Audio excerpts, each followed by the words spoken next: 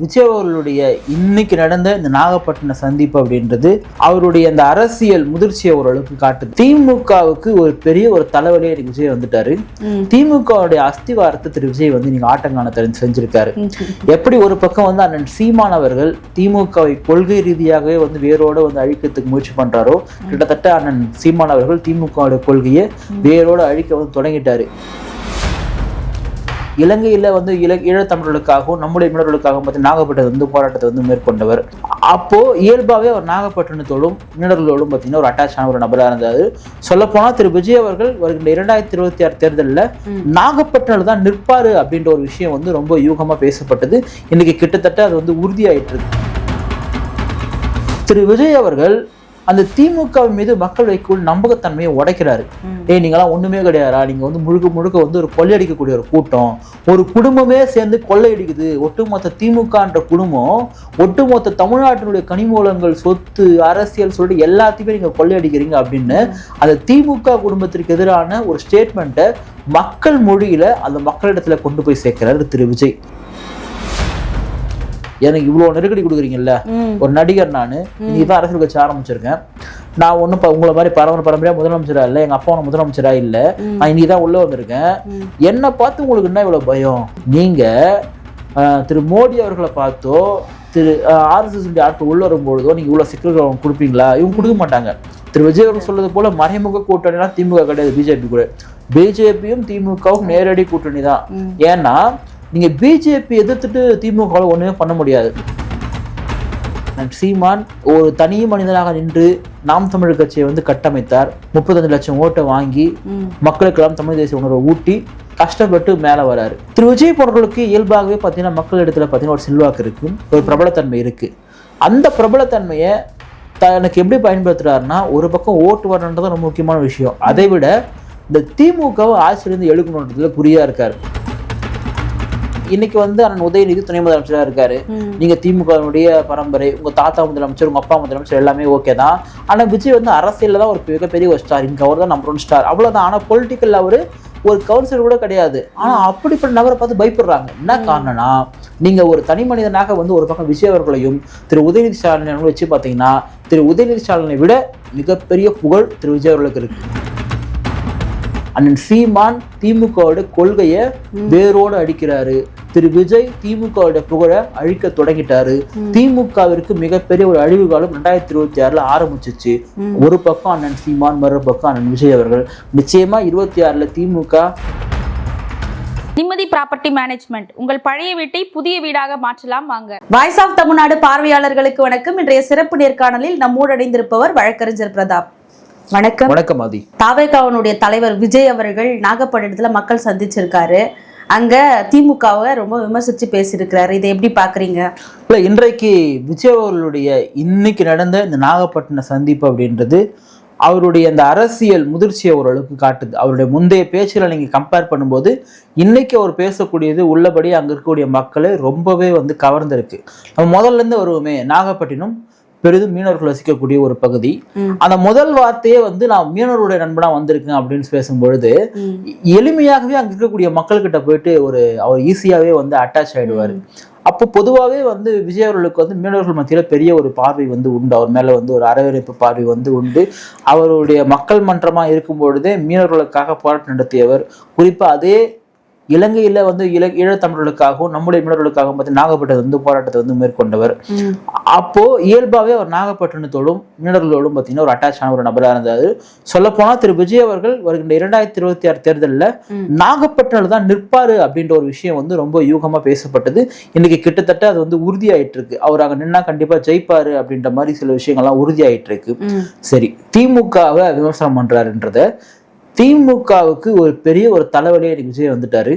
திமுகவுடைய அஸ்திவாரத்தை திரு விஜய் வந்து நீங்க ஆட்டங்கான செஞ்சிருக்காரு.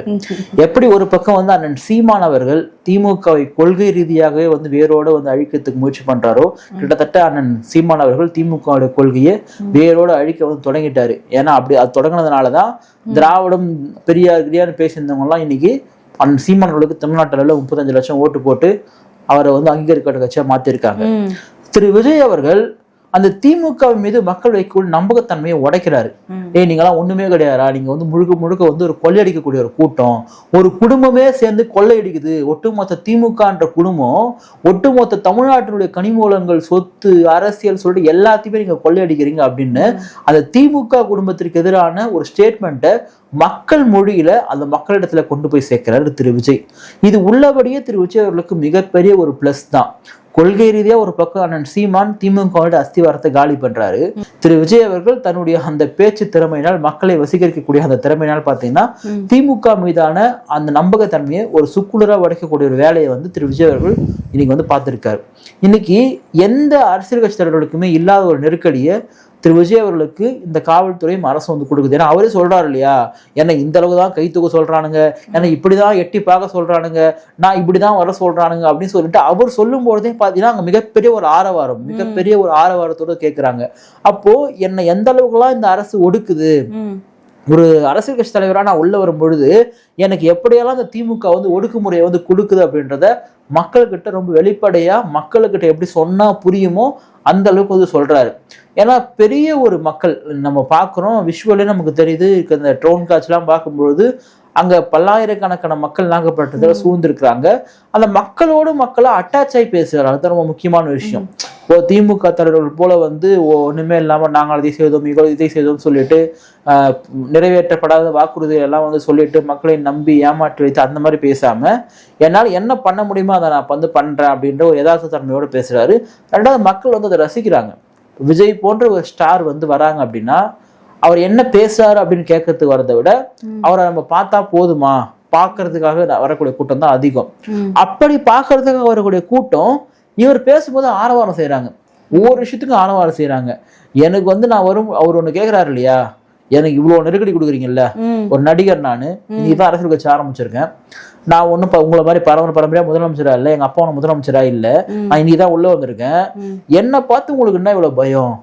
நீங்க திரு மோடி அவர்களை பார்த்தோ திரு RSS ஆட்கள் உள்ள வரும்பொழுதோ நீங்க இவ்வளவு சிக்கல்கள் அவங்க கொடுப்பீங்களா? இவங்க கொடுக்க மாட்டாங்க. திரு விஜய் அவர்கள் சொல்றது போல மறைமுக கூட்டணினா திமுக கிடையாது, பிஜேபி கூட. பிஜேபியும் திமுகவும் நேரடி கூட்டணி தான். ஏன்னா நீங்க பிஜேபி எதிர்த்துட்டு திமுக ஒண்ணுமே பண்ண முடியாது. இங்க அவங்களை சார்ந்தவர்களுக்கு ரைடு வராங்கன்னு சொன்னாலே போதும், உடனே வந்து கிளம்பி அங்க போயிட்டு ஐயா நான் ஆஜராகிறேன்னு சொல்லிட்டு போயிடுவாங்க. ஏன்னா திரு ஸ்டாலின் அவர்கள் நல்ல ஒரு குடும்ப தந்தை. ஏன்னா உங்க அப்பாவோ எங்க அப்பாவோ வந்து நம்மளை முதலமைச்சர் ஆக்க முடியுமா? இப்ப நம்ம பேரனை வந்து நம்ம வந்து நிறுவனத்துக்கு CEO ஆக்க முடியுமா? சின்ன வயசுல எப்படி ஆக்க முடியும்? அது தம்பி 2005 தான் பிறந்தாருன்னு நினைக்கிறேன். என்னோட ரொம்ப சின்ன பையனா தான் இருப்பாரு. இன்னைக்கு வந்து நல்ல அப்பா நல்ல தாத்தா எல்லாமே அவரு தான். அந்த விஷயம் இன்னைக்கு மக்களுக்கு தெரிய வருது.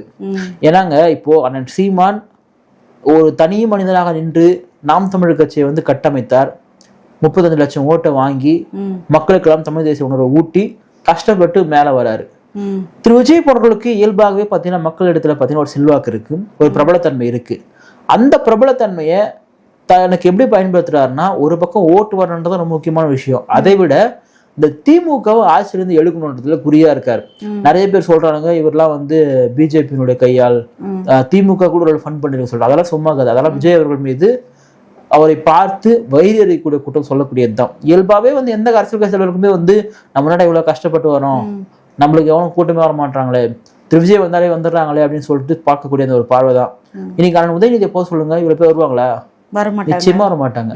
அண்ணன் உதயநிதி கார்ல ரோட் ஷோ பண்ணாலும் ஒரு யாரும் வந்து பார்க்க கூட மாட்டாங்க. ஏன்னா மக்களுக்கு தோணாது, துணை முதலமைச்சர் தானே, ஸ்டாலினுடைய பையன் தானே அவரு அப்படின்னு சொல்லிட்டு பார்ப்பாங்க. ஆனா விஜய் அவர்கள் வராருனாலே ஒரு பெரிய ஒரு கூட்டம் வரும். நாட் ஒன்லி விஜய் அவர்களை வந்து நடிகரா மட்டுமே இவங்க பார்க்கல. ஆரம்ப காலகட்டத்தில இருந்தே விஜய் அவர்கள் அரசியல் வர போறாருன்னு நமக்கு தெரியும். எனக்கு தெரிஞ்சலாம் கிட்டத்தட்ட ஒரு 5 வருஷத்துக்கு முன்னாடி எனக்கு தெரியும் அவர் அரசியல் கண்டிப்பா வருவார். ஏன்னா அதுக்கான வேலையெல்லாம் அப்பவே தொடங்கிட்டாரு. எனக்கு தெரிஞ்சு முதல் முறையா அவங்க கட்சி நிர்வாகிகளுக்கு வந்து ஒரு ஆர்டர் போட்டார். அவரு அம்பேத்கருடைய பிறந்த நாளுக்கு வந்து எல்லாரும் போயிட்டு ஒரு சிலைக்கு மாலை போடுங்க அப்படின்னு சொல்லி ஆரம்பிச்சாரு. அதுதான் அவர் பண்ண முதல் வேலை நினைக்கிறேன் நான். ஒரு அரசியல் ரீதியா உங்களுக்கு ஆர்டர் போட்டது. அப்போ யாருக்கிட்டலாம் வாக்கு இருக்கு, அந்த வாக்குகளை எப்படி வந்து கையாளலாம், குறிப்பா இந்த 5 கொள்கை தலைவர்களுமே பாத்தீங்கன்னா ஒவ்வொரு சமூகத்தினுடைய மிகப்பெரிய ஒரு ரெப்ரசன்டேட்டிவ். இவங்களுடைய அந்த 5 பேருமே நான் அப்படிதான் பாக்குறேன். வெறுமனையா அவங்க கொள்கை மட்டும் ஏத்துக்கிறாருன்னா பார்க்கலாம். அப்படி பார்த்தா வேலுராஜர்களுக்கு, அஞ்சலி அம்மாளுக்கு, காமராஜர்களுக்கு கொள்கை எல்லாம் கிடையாது. நீங்க பெரியார்னா கூட எதாவது விட்டுருவீங்க. புரட்சியாளர் அம்பேத்கர் நம்ம வந்து சொல்லவே தவிர மிக பெருசு தான் தலைவர் அவரு. ஆனா இவங்க எல்லாம் பாத்தீங்கன்னா ஒரு ஓட்டு பேங்க் தான் பாக்குறாரு. ஒரு அரசியல் கட்சி அப்படிதான் பார்க்கும். இப்போ அதிமுக வந்து பசும்பொன் முத்துராமலிங்கம் அவர்களுக்கு வந்து பாரத் ரத்னா விருது வந்து கொடுக்கணும்னு சொல்லிட்டு கேட்டிருக்காங்க. இவர் 4 வருஷம் சிஎம் அந்த அப்பியரன்ஸ் கூட கொடுத்துருக்கலாம். இன்னைக்கு ஏன் சொல்றாங்கன்னா அந்த சமூக மக்களுடைய ஓட்டு வேணும், ஏன்னா நமக்கு வந்து எதிராக ஓபிஎஸ் சின்னம்மா இவங்களும் எதிராக வந்திருக்கிறாங்க, அப்ப இந்த மக்களுடைய ஓட்டு வேணும்னா இது சொல்லலான்றதாக பயன்படுத்துறாங்க. இவங்களுக்கு உள்ளபடியே வந்து அவர் மேல மிகப்பெரிய ஒரு மரியாதை எல்லாம் இருக்கிற மாதிரி இருக்கும்னு தெரியல. அதே மாதிரிதான் நீங்க வந்து ஐயா தியாகி இமானுவேல் சேரனுக்கு நீங்க மாலை போட்டாலுமே சரி, இல்ல எங்க தாத்தா ரெட்டமலை சீனிவாசன் நீங்க கொண்டாடாலுமே சரி, நீங்க உங்களுக்கு அவங்களாம் ஒரு சாதி கணக்கு தான். அப்ப அதே ஒரு சாதி அரசியல் தான் திரு விஜய் அவர்களுமே பண்ணுவார். அப்படிதான் அவர் பண்ணுவார், அப்படி பண்ண மாட்டாரான்னு சொல்ல முடியாது. ஆனா இன்னைக்கு அதுக்கு மக்களுக்கு வந்து பிடிச்சிருக்கு. நீங்க பேருக்கு நீங்க 5 பேர் வந்து வச்சிருக்கீங்க அப்படின்றது வந்து என்ன பார்க்க மக்கள்னா, ஓ நமக்கு 5 கொள்கை தலைவர்கள் போல இருக்குது, நமக்கு தெரியும் அது 5 சமுதாய தலைவர்களுடைய ஒரு வாக்கு வங்கி அப்படின்னு நமக்கு தெரியாது. ஸோ இது எல்லா மக்களுக்கும் வந்து தெரியுமான்னு கேட்டால் தெரியாது. ரெண்டாவது, இன்னைக்கு அவங்க கூட்டம் வந்து குறிப்பா சீமா அவர்கள் சொல்ல போல அது அணில் கூட்டமா தான் இருக்குன்னு சொல்றாரு. நம்ம என்ன சொல்றோம்னா, உங்ககிட்ட விஜய் அவர்கள்கிட்ட வந்து மிகப்பெரிய ஒரு இளைஞர் பட்டாளம் வந்து இருக்கு, மிகப்பெரிய ஒரு ரசிகர் பட்டாளம் இருக்கு. ஆனா அந்த ரசிகர்களை நீங்க தொண்டர்களாக உருவாக்குங்க, அவங்களை அரசியல்படுத்துங்க சொல்லக்கூடியது. அவர் பேசினார் போல டிவி கத்தினேங்கிறானுங்க. பட் அவர் ரசிக்கிறார், விஜய் வந்து ரசிக்கிறார். ரெண்டாவது, அவராலே அது வந்து கட்டுப்படுத்த முடியலன்னு நினைக்கிறேன். ஏன்னா போன முறைலாம் வந்தப்ப பார்த்தீங்கன்னா திரு விஜய் கட்டுப்பாயிட்டார். ஏன்பா கீழே இறங்கடா, டே ஏன்னா மேலே கீழே இறங்கடான்றாங்க. இவங்க ஒரு முறை போயிட்டு இவங்க சார்பே வந்து நீங்க அந்த மின்சாரம்லாம் கொஞ்சம் துண்டிச்சு வைங்க எங்க தலைவர் வரப்போ, ஏன்னா இவங்க மேலகள்ல ஏறிடுறானுங்க அப்படின்னு சொல்லிட்டு சொல்றாங்க. அது ஒரு பாதுகாப்புக்காக சொல்றாங்க. பட் இந்த தொண்டர்கள் அரசியல் அப்படின்றத நம்ம சொல்லக்கூடியது. இப்ப மக்கள் சந்திப்புல நாகப்பட்டினத்துல வந்து பேசியிருக்கிறாரு. எதுக்காக நாங்க போற இடத்துக்குலாம் வந்து மைக்கு துண்டிக்கிறீங்க, லைட் ஆஃப் பண்றீங்க, எதுக்கு இந்த வேலை உங்களுக்கு? இதே உள்துறை அமைச்சரோ இல்ல பிரதமரோ தமிழ்நாட்டுக்கு வரும்பொழுது இந்த வேலைலாம் உங்களால செய்ய முடியுமா, தூக்கிடுவாங்க உங்களை அப்படின்ற மாதிரி பேசியிருந்தாரு. இதை எப்படி பாக்குறீங்க? அதுதான் சொல்றேன், விஜய்ல பார்த்து திமுக ரொம்ப பயப்படுது. இவ்வளவு பயம் வேண்டுமா அப்படின்னு நமக்கு தெரியல. ஏன்னா அவர் இப்பதானே உள்ள வந்துருக்காரு, 26ல வரணும் சிஎம் ஆக போறாரு. எனக்கு தெரிஞ்சு மக்கள் ஒரு கூட யார் வேணா சிஎம் ஆகணும்னு வச்சுங்களேன். ஆனா 26ல ஒன்னும் அவர் உடனே முதலமைச்சரெல்லாம் ஆவாருன்னு தெரியல. ஆனா அவரை பார்த்து ரொம்ப பயப்படுறாங்க. எனக்கு என்னன்னா, நம்ம மகனுக்கு ஒரு போட்டியா வந்துருவாரோ, நான் அப்படிதான் பாக்குறேன். திரு உதயநிதி அவர்களுக்கு போட்டியா வந்து விஜய் வந்துட்டாருன்னா என்ன பண்றது? ஏன்னா இன்னைக்கு வந்து அண்ணன் உதயநிதி துணை முதலமைச்சரா இருக்காரு. நீங்க திமுகவுடைய பரம்பரை, உங்க தாத்தா முதலமைச்சர், உங்க அப்பா முதலமைச்சர் எல்லாமே ஓகே தான். ஆனா விஜய் வந்து அரசியல்ல தான் ஒரு மிகப்பெரிய ஒரு ஸ்டார். இன்னைக்கு அவர் தான் நம்பர் 1 ஸ்டார், அவ்வளவுதான். ஆனா பொலிட்டிக்கல் அவரு ஒரு கவுன்சிலர் கூட கிடையாது. ஆனா அப்படிப்பட்ட நபரை பார்த்து பயப்படுறாங்க. என்ன காரணம்னா, நீங்க ஒரு தனி மனிதனாக வந்து ஒரு பக்கம் விஜய் அவர்களையும் திரு உதயநிதி ஸ்டாலின் வச்சு பாத்தீங்கன்னா, திரு உதயநிதி ஸ்டாலினை விட மிகப்பெரிய புகழ் திரு விஜய் அவர்களுக்கு இருக்கு, மிகப்பெரிய ரசிகர்கள், மிகப்பெரிய மக்கள் செல்வாக்கு விஜய் அவர்களுக்கு இருக்கு. அப்போ ஆட்டோமேட்டிக்கா நாளைக்கு இவங்க 2 பேர் தான் இருக்கிறாங்க அப்படின்னு பார்த்தா, அப்ப யாருக்கு வந்து மக்கள் செல்வாக்கு இருக்கும், யாருக்கு மக்கள் ஓட்டு இருக்குன்னு கேட்டா விஜய் அவர்களுக்கு தான் இருக்கும், உதயநிதி அவர்களுக்கு இருக்காது.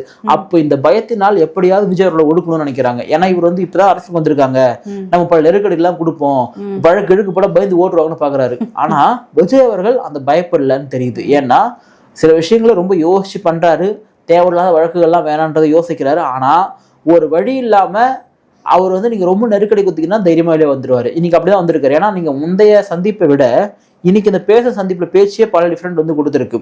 அவர் என்ன சொல்றாரு, ஒட்டுமொத்த தமிழ்நாட்டையும் கொள்ளையடிக்கிற உங்களுக்கே இவ்வளவு இருந்தா சொந்த உழைப்புல சம்பாதிச்சு எனக்கு எவ்வளவு இருக்குன்னு கேட்கிறாரு.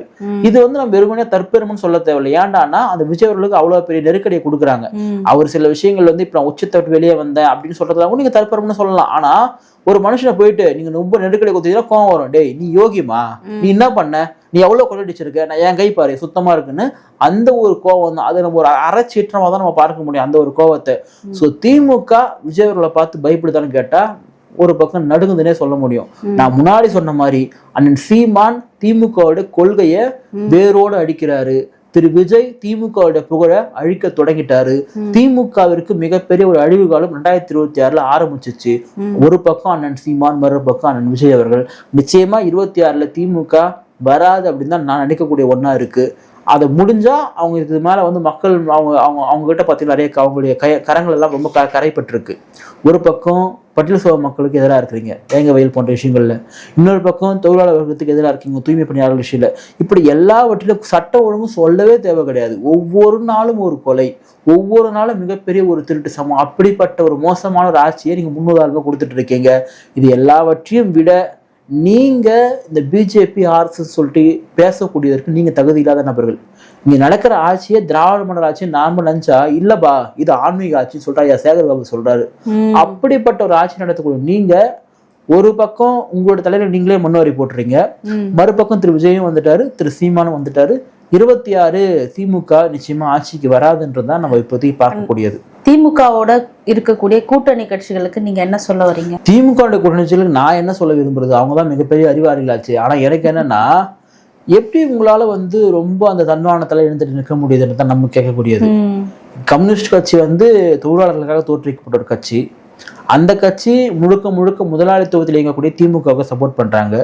கார்பரேட்டினுடைய கைக்குலியா இருக்கக்கூடிய திமுகவுக்கு சப்போர்ட் பண்றாங்க. விடுதலை சிறுத்தைகள் கட்சி ஒடுக்கப்பட்ட மக்கள் உரிமைகளுக்காக தோற்றுவிக்கப்பட்ட ஒரு கட்சி. ஒடுக்கப்பட்ட மக்களுக்கு நேரடியான எதிரான ஆட்சி செய்யக்கூடிய திமுக சப்போர்ட் பண்றாங்க. சரி, இதெல்லாம் இருந்தா கூட விசிக கேட்கக்கூடிய தொகுதியை கொடுத்துறாங்களா? நான் ஒரு பெட் கட்டுறேன், ஒரு சேலஞ்ச் கட்டுறேன். இந்த திமுக, அது நான் உண்மையா சொல்றேன், அது நான் ஒரு சேலஞ்ச் கட்டுறேன். இந்த திமுக விடுதலை சிறுத்தைகள் கட்சிக்கு 25 தொகுதி கொடுத்துட்டாங்கன்னா திமுக எதிர்த்து பேசவே மாட்டேன். எல்லாம் ரெக்கார்ட் பண்ணி வச்சுங்க. இல்ல, நான் உண்மையா சொல்றேன். இந்த திமுக 26 தேர்தலில் விசிகாவுக்கு 25 சீட்டு கொடுத்துட்டாங்கன்னா நான் திமுக எதிர்த்து பேசவே மாட்டேன். நாங்க தருவுன்னே சொல்லி போட்டு வச்சிருக்கிறேன். இல்ல, நான் சொல்றேன், நீ கூட்டணி கட்சி என்ன சொல்ல விரும்புறீங்க இல்லையா? விசிகாவுக்கு நீங்க 25 சீட்டு கொடுத்துருங்க. மற்ற கட்சி எப்படியோ போகுது எனக்கு தெரியல, மற்றவங்களாம் ஆள் கூட இல்லை. நீங்க விசிகாவுக்கு 25 சீட் திமுக கொடுத்துச்சுன்னா பிரதாப் திமுக எடுத்து பேசவே மாட்டான். திமுக தாங்க வந்து நல்ல கட்சி, திமுக பாலாரம் தேனாரம் மூடக்கூடிய ஒரு கட்சி சொல்லிட்டு பேசுவான். ஆனா நீங்க கொடுக்கல அப்படின்னா உங்களை மாதிரி ஒரு மோசமான சர்வாதிகாரி கட்சி எதுவுமே இல்லை. தொடர்ந்து உங்களை விமர்சனம் பண்ணிட்டே இருப்பேன். பல்வேறு கருத்துக்களை எம்மோடு பகிர்ந்தமைக்கு மிக்க நன்றிகள். நன்றி ஆதி.